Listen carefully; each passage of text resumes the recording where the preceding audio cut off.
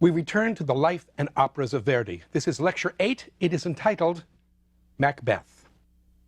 For Giuseppe Verdi in 1845 and 1846, his life as a self-professed operatic galley slave went on. On August 12, 1845, just 6 months after the premiere of Joan of Arc, Verdi oversaw the premiere of his next opera, Alzira, at the Teatro di San Carlo in Naples. And 7 months later, on March 17, 1846, Attila, or Attila as in Hun, was premiered at La Fenice in Venice. All of the operas from Verdi's early galley slave years, the two Foscari, Joan of Arc, Alzira, and Attila, were often rapturously received by the Italian public. And no wonder. They are filled with memorable melodies, stirring marches and choruses, and characters sculpted in high dramatic relief. Perhaps most importantly, Verdi's early operas, so often about the struggle against tyranny for freedom, were perceived as metaphors for the Italian struggle for freedom against foreign tyranny. It was a metaphor, it was a message that found willing ears and hearts in the patriotic years immediately preceding the revolutions of 1848. In terms of the libretti he chose to set, Verdi was completely attuned to the emotional needs of his audience. Quite simply, Verdi's operas of the 1840s struck an Italian nerve that went beyond the opera house and cut directly to the soul of the nation. That these operas, the two Foscari, Joan of Arc, Alzira, and Attila, are rarely performed today has less to do with their intrinsic worth than the fact that Verdi so eclipsed them himself with his masterworks of the early 1850s, Rigoletto, La Traviata, and Il Trovatore.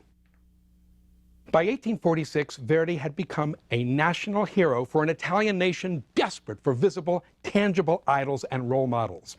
The fact that he was an artist and not, for example, a soldier, made Verdi that much more compelling a figure.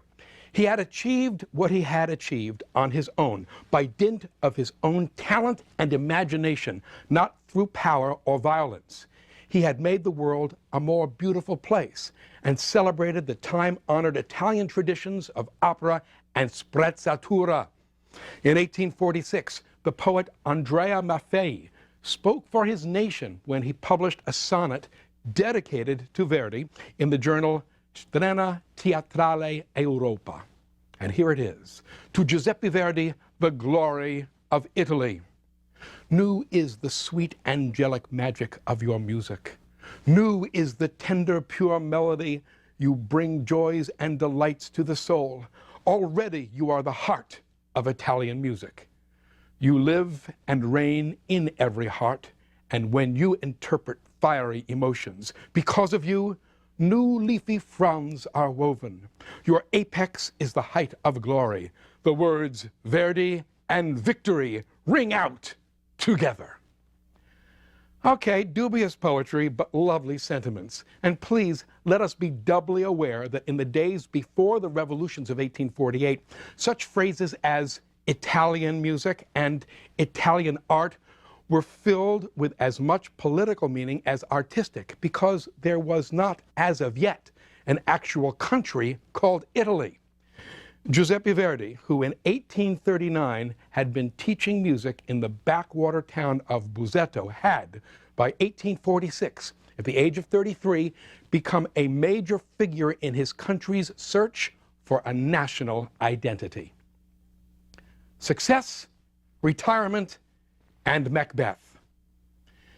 In terms of his career as an opera composer, Giuseppe Verdi was, by his mid-30s, deeply conflicted.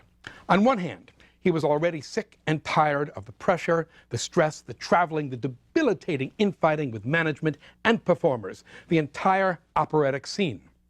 On the other hand, he was a composer and dramatist of almost unique gifts, who without a doubt, although he would never have admitted it, without a doubt enjoyed the actual process of writing music more than just about anything else in his life.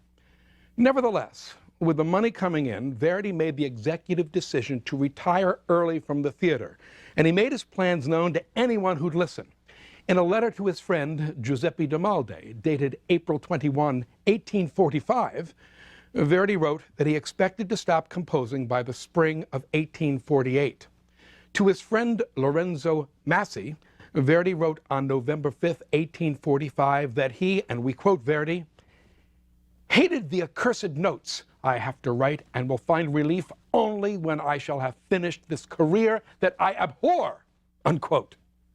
Now, certainly Verdi wrote this and other letters like it when he was harried and depressed, but still, there is more than a bit of truth in them. Having said that, Verdi's plans for early retirement were still in the future when he took on the challenge that would constitute his first genuine operatic masterwork. During the spring of 1846, Verdi signed a contract to compose an opera for the historic Teatro della Pergola in Florence.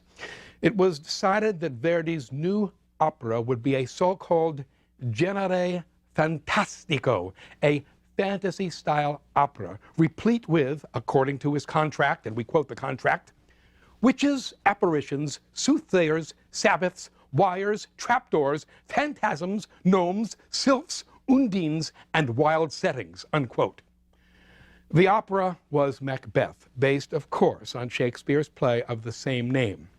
To get ourselves in the proper frame of ear for this Genere fantastico, let's listen to the beginning of the opening witches scene, Act 1, Scene 1 of Verdi's Macbeth. We find ourselves in a dark and terrible forest, Shakespeare's blasted heath. Amid thunder and lightning, well portrayed by an orchestral introduction, three groups or three covens of witches appear, one after the other.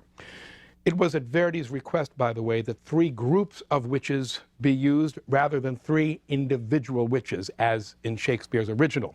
Of course, this renders completely nonsensical the witches' use of the first-person singular in the following text.